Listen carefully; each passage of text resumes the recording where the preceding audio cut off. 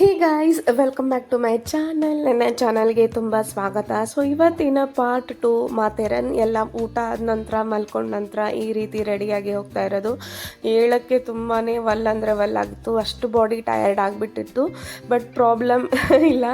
So ಎದ್ದು ರೆಡಿಯಾಗಿ ಈ ರೀತಿ ಹೊರಗೆ ಹೋಗೋದು ಇಂಪಾರ್ಟೆಂಟ್. ಬಂದಿದ್ದೂ ನೋಡಿಲ್ಲ ಅಂದರೆ ಹೇಗೆ. ಸೊ ಹಾಗಾಗಿ ನಮ್ಮ ಮನೆಯವರೆಲ್ಲರಿಗೂ ಕ್ವಿಕ್ಕಾಗಿ ರೆಡಿಯಾಗಿ ಅಂತ ಎಬ್ಬಿಸಿ ಈ ರೀತಿ ಕರ್ಕೊಂಡು ಹೋಗ್ತಾಯಿದ್ರು. ಸೊ ಏನಂತಾರೆ, ರೆಡಿಯಾಗಿ ಈ ರೀತಿ ಹೊರಗೆ ಹೋಗ್ತಾ ಇರೋದು. ಸೊ ಏನೆಲ್ಲ ಎಷ್ಟೆಲ್ಲ ಸ್ಪಾಟ್ಸ್ ಕವರ್ ಆಗುತ್ತೆ ನೋಡೋಣ ಬನ್ನಿ ನನ್ನ ಜೊತೆ. ಸೊ ತುಂಬಾ ಚೆನ್ನಾಗಿ ಫೀಲ್ ಆಗ್ತಾಯಿತ್ತು. ಸೊ ನನ್ನ ಔಟ್ಫಿಟ್ ಕೂಡ ತುಂಬಾ ಎಷ್ಟೋ ವರ್ಷಗಳ ನಂತರ ನಾನು ಹಾಕ್ಕೊಂಡಿರೋದು. ನಾನು ನಿಯರ್ಲಿ 6 to 7 ಇಯರ್ಸ್ ಆಯಿತು ಈ ಏನಂತಾರೆ ಡ್ರೆಸ್ ಹಾಕ್ಕೊಂಡಿರೋದು. ಸೊ ತುಂಬಾ ಖುಷಿ ಆಗುತ್ತಾ ಇದೆ ನನಗೆ. ಮತ್ತು ಆ ರೀತಿ ಅದೇ ಔಟ್ಫಿಟ್ಟಲ್ಲಿ ಫಿಟ್ ಆಗೋದು ತುಂಬಾ ಬ್ಲೆಸ್ಸಿಂಗ್, ಒಂದು ದೊಡ್ಡ ಅವಾರ್ಡ್ ಕೊಟ್ಟಂಗೆ. ಸೊ ಹಾಗಾಗಿ ತುಂಬಾ ಚೆನ್ನಾಗಿ ಅನಿಸಿತ್ತು. ಎಷ್ಟೋ ದಿನದಿಂದ ಹ್ಯಾಟ್ ತೊಗೊಳ್ಬೇಕು ಅನ್ನೋ ಆಸೆ ಇತ್ತು. ಸೊ ಅದನ್ನು ಕೂಡ ಪೂರ ಆಯಿತು. ಸೊ ನಾವು ರೆಸಾರ್ಟಿಂದ ಈ ರೀತಿ ಮತ್ತೆ ನಾವು ನಡ್ಕೋತಾ ಹೋಗಬೇಕು. ಸೊ ಇಲ್ಲಿ ಯಾರು ನಿಮಗೆ ಟ್ರೆಕ್ಕಿಂಗ್ ಮಾಡಬೇಕಾದ್ರೆ ಗೈಡ್ ಹೇಳೋದಿಲ್ಲ, ಒಂದು ಮ್ಯಾಪ್ ಇರುತ್ತೆ. ನೀವು ಬೇಕಿದ್ರೆ ಅದನ್ನು ಫೋಟೋ ಅಥವಾ ಅಲ್ಲಿ ಬೋರ್ಡ್ ಇರುತ್ತೆ, ಅದನ್ನು ಥ್ರೂ ನೋಡಿಕೊಂಡು ನೀವು ಹೋಗ್ಬೋದು. ಸೊ ಇಲ್ಲಿ ಒಂದೇ ಜಾಗದಲ್ಲಿಂದ ಹೋಗಬೇಕು ಅಂತಿಲ್ಲ. ನಿಮಗೆ ಫಸ್ಟ್ ಯಾವ ಸ್ಪಾಟ್ಸ್ ಬೇಕೋ ಆ ಸ್ಪಾಟ್ಸಿಗೆ ನೀವು ಹೋಗ್ಬೋದು. ಫಸ್ಟು ಆಪ್ಷನ್ಸ್ ಇರುತ್ತೆ. ಸೊ ಈ ರೀತಿ ಕೆಲವೊಬ್ರು ಲೆಫ್ಟ್ ಅಥವಾ ಕೆಲವೊಬ್ರು ಸ್ಟ್ರೇಟ್ ಈ ರೀತಿ ಹೋಗ್ತಾ ಇದ್ರು. ನಾವು ನೋಡಿ ಫಸ್ಟ್ ಎಲ್ಲಿ ಹೋಗೋಣ, ಸನ್ಸೆಟ್ ಪಾಯಿಂಟ್ಗೆ ಹೋಗೋಣ ಅಥವಾ ಬೇರೆ ಕಡೆ ಹೋಗೋಣ ಅಂತ ಡಿಸೈಡ್ ಮಾಡ್ತಾ ಇದ್ವಿ. ಸೊ ಇಲ್ಲಿನೂ ಕೂಡ ಹಾರ್ಸ್ ರೈಡಿಂಗ್ ಇರುತ್ತೆ. ಕೆಲವೊಂದು ಏನಂತಾರೆ ಪಾಯಿಂಟ್ಸ್ ನೋಡೋಕ್ಕೆ. ಬಟ್ ಹೇಳಿದ್ನಲ್ಲ ನಿಮಗೆ 1000 ರೂಪೀಸ್ ಆಗುತ್ತೆ ಅಂತ. ಸೊ ಈ ರೀತಿ ನಾವು ಟ್ರೆಕ್ಕಿಂಗ್ ಮಾಡ್ಕೋತಾ ಹೋಗ್ತಾ ಇದ್ವಿ, ನಡ್ಕೋತಾ.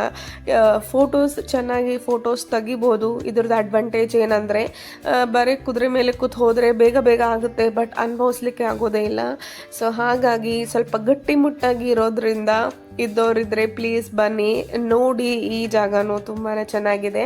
ಸೊ ನನ್ನ ಮಗನೂ ಕೂಡ ಪಾಪ ಯಾವತ್ತೂ ಕಂಪ್ಲೇಂಟ್ ಮಾಡಿಲ್ಲ. ಅವತ್ತಿನ ದಿನ ಅಷ್ಟು ವಾಕ್ ಮಾಡಿದ್ದಾನೆ. ಸ್ವಲ್ಪ ಮಧ್ಯೆ ತೊಗೊಂಡಿರೋದು ಅವನಿಗೆ ಎತ್ಕೊಳ್ಳೋದು, ಬಟ್ ಅದು ಬಿಟ್ಟರೆ ಎಂದು ಕಂಪ್ಲೇಂಟ್ ಮಾಡಿಲ್ಲ ಅವತ್ತಿನ ದಿನ. ಅಷ್ಟು ಟಯರ್ಡ್ ಆದರೂ ಕೂಡ ಒಂಚೂರು ಅಳೋದು ಏನೂ ಇದ್ದಿದ್ದಿಲ್ಲ. ಸೊ ಮಕ್ಕಳು ಸ್ವಲ್ಪ ಸಪೋರ್ಟಿವ್ ಇದ್ದರೆ ತುಂಬಾ ಚೆನ್ನಾಗಿ ಅನಿಸುತ್ತೆ ಕೂಡ. ಅವನು ಯೂಸ್ಟು ಆಗಿಬಿಟ್ಟಿದ್ದಾನೆ ಈ ರೀತಿ ಟ್ರೆಕ್ಕಿಂಗ್ ಅಥವಾ ಹೋಗೋಕ್ಕೆ. ಸೊ ಮುಂಚೆಯಿಂದ ಹ್ಯಾಬಿಟ್ ಮಾಡಿಸ್ಕೊಳ್ಳಿ ನಿಮ್ಮ ಮಕ್ಕಳಿಗೆ. ನೀವು ಟ್ರಾವೆಲ್ ಲವರ್ ಇದ್ದರೆ ಖಂಡಿತ ನಿಮ್ಮ ಮಕ್ಕಳಿಗೆ ಮುಂಚೆಯಿಂದ ಹ್ಯಾಬಿಟ್ ಮಾಡಿಸ್ಕೊಳ್ಳಿ, ಅವರು ಕೂಡ ಯೂಸ್ಟು ಆಗ್ತಾರೆ. ಸೊ ಇಲ್ಲಾಂದರೆ ದೊಡ್ಡ ಪ್ರಾಬ್ಲಮ್ ಆಗುತ್ತೆ. ಸೊ ಇದು ಸನ್ಸೆಟ್ ಪಾಯಿಂಟ್ ಅಂತ ಮುಂಚೆನೇ ಬಂದಿರೋದು. ಸೊ ಹಾಗಾಗಿ ನೋಡಿ ವ್ಯೂಸ್ ಅಂತ ಹೇಳ್ತೀನಿ, ತುಂಬಾ ಬ್ರೆತ್ ಟೇಕಿಂಗ್ ವ್ಯೂಸ್ ಅಂತ ಹೇಳ್ಬೋದು. ಬಟ್ ಕೇರ್ಫುಲ್ಲಾಗಿರಬೇಕು. ಅಲ್ಲಿ ಯಾವುದೇ ಥರದ ಏನಂತಾರೆ ರಿಸ್ಕ್ ತಗೊಳ್ಳಿಕ್ಕೆ ಹೋಗಬೇಡಿ. ಮುಂದೆ ಚೆನ್ನಾಗಿ ಬರುತ್ತೆ ವ್ಯೂಸ್ ಅಂತ. ಸೊ ಈ ರೀತಿ ಕೂಡ್ತಾರೆ, ಬಟ್ ತುಂಬಾ ಡೇಂಜರಸ್. ಮಕ್ಕಳ ಜೊತೆ ಅಂದು ಈ ರೀತಿ ಟ್ರೈ ಆ್ಯಂಡ್ ಎರರ್ ಮೆಥಡ್ ಮಾಡಬೇಡಿ. ಸೊ ಇಲ್ಲಿನೂ ಕೂಡ ಚೆನ್ನಾಗಿರುವಂತಹ ಸ್ಪಾಟ್ಸ್ಗಳನ್ನು ಚೆನ್ನಾಗಿ ಕ್ಯಾಪ್ಚರ್ ಮಾಡ್ಕೊಂಡ್ವಿ. ತುಂಬಾ ಮುದ್ದಾಗಿ ಫೋಟೋಸ್ ಬಂದಿದೆ, ಬ್ಯೂಟಿಫುಲ್ ಆಗಿರುವಂತಹ ಫೋಟೋಸ್ ಬಂದಿದೆ. ನಾನು ಲಾಸ್ಟಿಗೆ ಫೋಟೋಸ್ಗಳನ್ನು ಶೇರ್ ಮಾಡ್ತೀನಿ ನೋಡಿ ಯಾವ ರೀತಿ ಚೆನ್ನಾಗಿ ಬಂದಿದೆ ಅಂತ. ಇಲ್ಲಿನ ಫ್ರೆಶ್ ಏರ್ ಕೂಡ ಎಷ್ಟು ಏನಂತಾರೆ ಮನಸ್ಸಿಗೆ ನೆಮ್ಮದಿ ಕೊಡುತ್ತೆ ಅಂದರೆ ಅಲ್ಲಿಗೆ ಎಷ್ಟೊತ್ತು ಕೂಡಬೇಕಾದ್ರೂ ಅಂತ ಅನಿಸೋದೇ ಇಲ್ಲ. ಸೊ ನೆಕ್ಸ್ಟ್ ಸ್ಪಾಟಿಗೆ ಬಂದಿರೋದು. ಸೊ ಮಧ್ಯದಲ್ಲಿ ನಾನು ಏನಂತಾರೆ ಟ್ರೆಕ್ಕಿಂಗ್ ವ್ಲಾಗನ್ನು ತಗೊಂಡಿಲ್ಲ. ಸೊ ಬರೀ ಅದೇ ಆಗುತ್ತೆ ಅಂತ ಸ್ವಲ್ಪ ಈ ರೀತಿನೂ ಡೈರೆಕ್ಟಾಗಿ ತೋರಿಸೋಣ ಅಂತ. ಸೊ ಇದು ಸೆಕೆಂಡ್ ಸ್ಪಾಟ್ ಅಂತ ಹೇಳ್ಬೋದು. ಹಾಗೆ ಹೋಗ್ಕೋತಾನೆ ಹೋಗಬೇಕು. ನಿಮಗೆ ಯಾರು ಹೇಳೋದಿಲ್ಲ, ನೆಕ್ಸ್ಟ್ ಸ್ಪಾಟ್ಸ್ ನೀವೇ ನೋಡ್ಕೊಂಡು ಹೋಗ್ತಾ ಇರಬೇಕು. ಸೊ ಅಲ್ಲಿ ಆ್ಯರೋ ಮಾರ್ಕ್ಸ್ ಇರುತ್ತೆ. ಸೊ ನೋಡ್ಕೊಂಡು ನೀವು ಹಾಗೆ ಫಾಲೋ ಮಾಡ್ಕೋತಾ ಹೋಗಿ. ಸೊ ಇದು ನೆಕ್ಸ್ಟ್ ಥರ್ಡ್ ಏನಂತಾರೆ ಪಾಯಿಂಟ್ಗಳನ್ನು ಹೋಗ್ತಾ ಇದ್ವಿ. ಇನ್ನೂ ಮಳೆ ಬಂದಾಗ ಹೋದಾಗ ತುಂಬಾ ಚೆನ್ನಾಗಿರುತ್ತೆ. ಮಧ್ಯದಲ್ಲಿ ವಾಟರ್ ಫಾಲ್ಸ್ ಬೀಳೋದು. ಬಟ್ ಏನಂದರೆ ರಿಸ್ಕ್ ಏನಂದರೆ ನಿಮಗೆ ಫೋಟೋ ತಗೊಳ್ಳಿಕ್ಕೆ ಎಂಜಾಯ್ ಮಾಡಲಿಕ್ಕೆ ಆಗೋದೇ ಇಲ್ಲ. ಸೊ ಪ್ರತಿ ಕಂಟಿನ್ಯೂಸಲ್ಲಿ ನೀವು ರೈನ್ ಕೋಟ್ ಹಾಕ್ಕೊಂಡೇ ತಿರುಗಬೇಕಾಗುತ್ತೆ. ಸೊ ಹಾಗಾಗಿ ಏನಂತಾರೆ ಅದನ್ನು ಕೂಡ ತುಂಬಾ ಸ್ವಲ್ಪ ನೋಡ್ಬೋದು, ಬಟ್ ಆ ಸುಖ ಆನಂದ ಸಿಗೋದೇ ಇಲ್ಲ. ಸೊ ಹಾಗಾಗಿ ಅವಾಗೂ ಒಂದ್ಸಲ ವಿಸಿಟ್ ಮಾಡಿ. ಆ್ಯಕ್ಚುಯಲ್ ಸೀಸನ್ ಅಂದರೆ ಸೆಪ್ಟೆಂಬರ್ ಮಂತ್. ಸೊ ನಾವು ತುಂಬ ಮೇ ಮಂತಲ್ಲಿ ಬಂದಿರೋದ್ರಿಂದ, ಜೂನ್ ಮಂತಲ್ಲಿ ಬಂದಿರೋದ್ರಿಂದ ಸೊ ಅವೇನೂ ಕಾಣಲಿಕ್ಕೆ ಆಗೋದಿಲ್ಲ. ಬಟ್ ಫೋಟೋಸ್ ಅಥವಾ ಈ ರೀತಿ ನೋಡೋದಾಗಲಿ, ಸೊ ಇಲ್ಲಿ ಸ್ವಲ್ಪ ಜಾಸ್ತಿ ಕಾಲ ಕಳೆದ್ವಿ ನಾವು. ಏನಿಲ್ಲ ಅಂದರೂ ಸ್ವಲ್ಪ ಟಯರ್ಡ್ ಆಗಿಬಿಟ್ಟಿದ್ವಿ. ಹಾಗಾಗಿ ಇಲ್ಲಿ ಕೂತು ತುಂಬ ಒಂದು ಸ್ವಲ್ಪ ರಿಲ್ಯಾಕ್ಸ್ ಆಗಿ ಮಾತಾಡೋದು, ಫೋಟೋ ಸೆಷನ್ ಎಲ್ಲ ಆಯಿತು. ಸೊ ಬರೀ ನೀರು ನೋಡ್ಕೋತಾನೆ ಕೂತ್ರೆ ಹೊತ್ತೋಗಿದ್ದೆ ಗೊತ್ತಾಗೋದಿಲ್ಲ, ಆ ರೀತಿ ಕ್ಲೈಮೇಟ್ ಇತ್ತು ಇಲ್ಲಿ. ಸೊ ಇಲ್ಲಿ ನೇಸರ, ಆಮೇಲೆ ನದಿ ನೀರು ಅಂತ ಏನು ಹೇಳ್ತೀವಲ್ಲ, ಸೊ ತುಂಬಾ ಕಣ್ಣಿಗೆ ತಂಪು ಕೊಡುವಂತಹ ಏನಂತಾರೆ ಸೈಟ್ ಅಂತಂತ ಹೇಳ್ಬೋದು. ತುಂಬ ಅಂದರೆ ತುಂಬಾ ಮಜಾ ಮಾಡಿದ್ವಿ. ಆರಾಮಾಗಿ ಒಂದು ಸ್ವಲ್ಪ ಹೊತ್ತು ಕೂತ ನಂತರ ಆಮೇಲೆ ಸ್ವಲ್ಪ ಕತ್ಲ ಆಗ್ತಾಯಿತ್ತು. ಸೊ ಹಾಗಾಗಿ ಸ್ವಲ್ಪ ನಿಯರ್ಲಿ 7:30 ತನಕ ಅಲ್ಲೇ ಇದ್ವಿ ನಾವು. ಅದಾದ ನಂತರ ಏನಂತಾರೆ ಬ್ಯಾಕ್ ಟು ರೆಸಾರ್ಟ್. ಸೊ ಯಾವಾಗಲೂ ಕತ್ಲಾದ ನಂತರ ಮಾಡಬೇಡಿ ಏನಂತಾರೆ ಟ್ರೆಕ್ಕಿಂಗು ತುಂಬಾ ಡೇಂಜರ್ ಇರುತ್ತೆ. ಸೊ ಹಾಗಾಗಿ ಮುಂಚೆ ಅಂದರೆ ನಮ್ಮ ಸ್ಟೇ ಎಲ್ಲಿದೆ ಅಂತಂದರೆ ನಿಯರ್ಲಿ 2 to 3 ಕಿಲೋಮೀಟರ್ಸ್, ಅಂದರೆ ಒಂದು ಸ್ವಲ್ಪ ಟೈಮ್ ಮುಂಚೆನೇ ತೊಗೊಂಡ್ಬೇಡಿ. ಸೊ ಒಬ್ಬರೊಬ್ಬರೇ ಇರೋದು ಅಥವಾ ಜನ ಎಲ್ಲಿರ್ತಾರೋ ಅಲ್ಲಿ ನೀವು ಇರೋದು ಸ್ವಲ್ಪ ಸೇಫ್ ಅಂತ ಹೇಳ್ಕೊತೀನಿ. ಯಾಕಂದರೆ ಇದು ಕಾಡ್ಗತ್ಲೆ ಇರುತ್ತೆ. ಸೊ ಒಬ್ಬರೊಬ್ಬರೇ ಆಗಿ ಯಾವತ್ತೂ ನೀವು ಕೂಡೋದಾಗಲಿ ಟ್ರೆಕ್ಕಿಂಗ್ ಮಾಡೋದಾಗಲಿ ಮಾಡಬೇಡಿ. ಜನ ಎಲ್ಲಿರ್ತಾರೋ ಅಲ್ಲೇ ಫಾಲೋ ಮಾಡ್ಕೋತಾ ಹೋಗಿ ಅಂತ ಹೇಳ್ತೀನಿ. ಸೊ ಇದು ಒಂದು ನನ್ನ ಟಿಪ್ ಅಂತ ಹೇಳ್ತೀನಿ ಪ್ಲೀಸ್. ಆಮೇಲೆ ಎಷ್ಟೋ ಕಡೆ ನಾವು ಟ್ರೆಕ್ಕಿಂಗ್ ಅಥವಾ ಈ ರೀತಿ ಪ್ಲೇಸಸ್ಗೆ ಹೋದಾಗ ಹೇಳಿರ್ತಾರೆ ಒಳಗಡೆ ಹೋಗಬೇಡಿ, ಸೇಫ್ ಅಲ್ಲ ಅಂತ. ಕೇಳೋದೇ ಇಲ್ಲ ಕೆಲವೊಂದು ಈ ರೀತಿ ಘಟನೆಗಳು ಕೂಡ ಆಗುತ್ತೆ. ಸೊ ಹಾಗಾಗಿ ಯಾವತ್ತೂ ಈ ರೀತಿ ಇದ್ದಾಗ ನದಿಯಲ್ಲಿ ಅಥವಾ ನೀರಲ್ಲಿ ಹೋಗಬಾರ್ದು. ಕೆಲವೊಂದು ರಿಸ್ಟ್ರಿಕ್ಷನ್ಸ್ ಇರುತ್ತೆ, ಎಷ್ಟು ಆಳ ಇರುತ್ತೆ, ಎಷ್ಟು ಸುಳಿ ಇರುತ್ತೆ ಅಂತ ಗೊತ್ತಿರೋದಿಲ್ಲ. ಸೊ ಕೇರ್ಲೆಸ್ ಆಗಿ ಹೋಗ್ತಾರೆ. ಸೊ ಹಾಗಾಗಿ ಅದನ್ನು ಕೂಡ ಒಂದು ಲೈಫ್ ಟೇಕಿಂಗ್ ರಿಸ್ಕ್ ಅಂತ ಹೇಳ್ಬೋದು.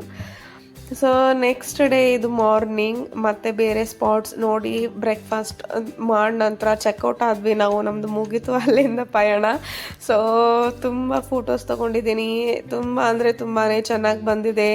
ಮೆಮೊರೀಸ್ ಎಲ್ಲ ತುಂಬಾ ಇದೆ. ಫೋಟೋಸ್ ನೋಡೋಕ್ಕೆ ಅಷ್ಟು ಬ್ಯೂಟಿಫುಲ್ ಆಗಿದೆ. ಸೊ ನನ್ನ ಔಟ್ಫಿಟ್ ಕೂಡ ತುಂಬ ಸಖತ್ತಾಗಿ ಮ್ಯಾಚ್ ಆಗಿತ್ತು. ಸೊ ಇನ್ನು ಮತ್ತೆ ಬ್ಯಾಕ್ ಎಷ್ಟು ಬಂದಿದ್ವೋ ಅಷ್ಟು ನೋಡ್ಕೊತ ಹೋಗ್ಬೇಕಲ್ಲ ಅಂತ ಬೇಜಾರಾಗ್ತಾಯಿತ್ತು. ಬಟ್ ಓಕೆ, ಒಂದು ಮೆಮೊರೀಸ್ ಇದೆ. ಸೊ ಇಲ್ಲಿ ಟಾಯ್ ಟ್ರೈನ್ ನಾವು ಜಸ್ಟ್ ಮಿಸ್ ಮಾಡಿದ್ವಿ ಫಸ್ಟ್ ಟಾಯ್ ಟ್ರೈನ್ ಟೈಮಿಂಗಲ್ಲಿ.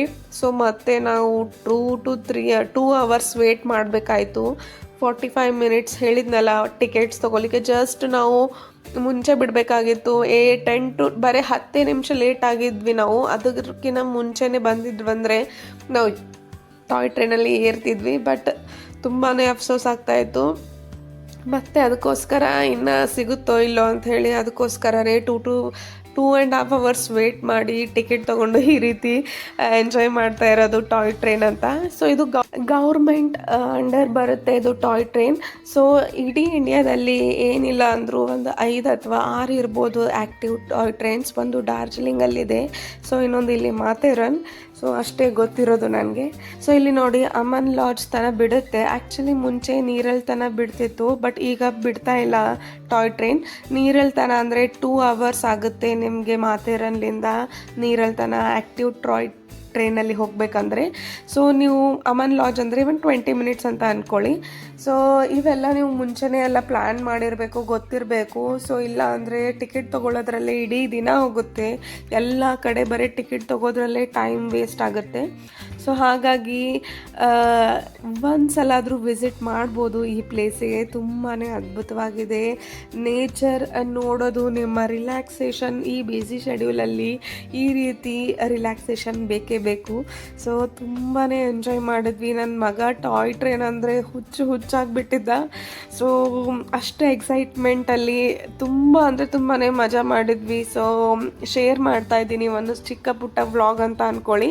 ಸೊ ನೀವು ಒಂದ್ಸಲ ವಿಸಿಟ್ ಮಾಡಿ, ತುಂಬಾ ಚೆನ್ನಾಗಿದೆ ಅಂತ ಹೇಳ್ತೀನಿ. ಸೊ ಮತ್ತು ನಾನು ಮುಂದಿನ ವ್ಲಾಗಲ್ಲಿ ಒಂದು ಹೊಸ ಟಾಪಿಕ್ನ ತೊಗೊಂಡು ಬರ್ತೀನಿ. ಅಲ್ಲಿವರೆಗೂ ನೋಡ್ತಾ ಇರಿ, ನಗ್ತಾ ಇರಿ, ಖುಷಿಯಾಗಿರಿ.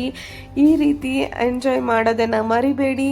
ನಿಮ್ಮ ಫ್ರೆಂಡ್ಸ್ ಮತ್ತು ಫ್ಯಾಮಿಲಿ ಮೆಂಬರ್ಸ್ಗೆ ಶೇರ್ ಮಾಡಿ, ಸಬ್ಸ್ಕ್ರೈಬ್ ಮಾಡಿ. ಅಂತ ಹೇಳಿ. ಸೊ ಇಷ್ಟ ಆದಲ್ಲಿ ಪ್ಲೀಸ್ ಸಬ್ಸ್ಕ್ರೈಬ್ ಮಾಡಿ ಮರಿಬೇಡಿ. ಮತ್ತು ನಾನು ಮುಂದಿನ ವ್ಲಾಗಲ್ಲಿ ಏನೋ ಒಂದು ಹೊಸ ಟಾಪಿಕ್ ಅಥವಾ ಒಂದು ಫುಡ್ ವ್ಲಾಗ್ ಅಥವಾ ಟ್ರಾವೆಲ್ ವ್ಲಾಗ್, ಈ ಸಲ ಸ್ವಲ್ಪ ಟ್ರಾವೆಲ್ ವ್ಲಾಗ್ ಜಾಸ್ತಿ ಆಗಿದೆ. ಸೊ ಸಾರಿ, ಡೈಲಿ ನನಗೆ ವ್ಲಾಗ್ಸ್ ಅಪ್ಲೋಡ್ ಮಾಡಲಿಕ್ಕೆ ಆಗ್ತಾ ಇಲ್ಲ, ಅಡ್ಜಸ್ಟ್ ಮಾಡ್ಕೊಳ್ಳಿ ಅಂತ ಹೇಳ್ತೀನಿ. ಸೊ ಎಷ್ಟಾಗುತ್ತೋ ಯಾವಾಗಾಗುತ್ತೋ ಅವಾಗೆ ನಾನು ಶೇರ್ ಮಾಡ್ತಾ ಇದ್ದೀನಿ, ನೋಡಿ ಎಂಜಾಯ್ ಮಾಡಿ ಅಂತ ಹೇಳ್ತೀನಿ. ಸೊ ಸಬ್ಸ್ಕ್ರೈಬ್ ಮಾಡೋದನ್ನು ಮರಿಬೇಡಿ, ಮತ್ತೊಮ್ಮೆ ಹೇಳ್ತಾ ಇರೋದು. ಫೋಟೋಸನ್ನು ನೋಡಿ ಎಂಜಾಯ್ ಮಾಡಿ. ನಿಮಗೂ ಇಷ್ಟ ಆದಲ್ಲಿ ಹೋಗಿ ವಿಸಿಟ್ ಮಾಡಿ. ಸೆಪ್ಟೆಂಬರ್ ಬೆಸ್ಟ್ ಮಂತ್ ಅಂತ ಹೇಳ್ಬೋದು ಈ ಮಾಥೇರನ್ ವಿಸಿಟ್ ಮಾಡಲಿಕ್ಕೆ. So thank you for watching. Bye.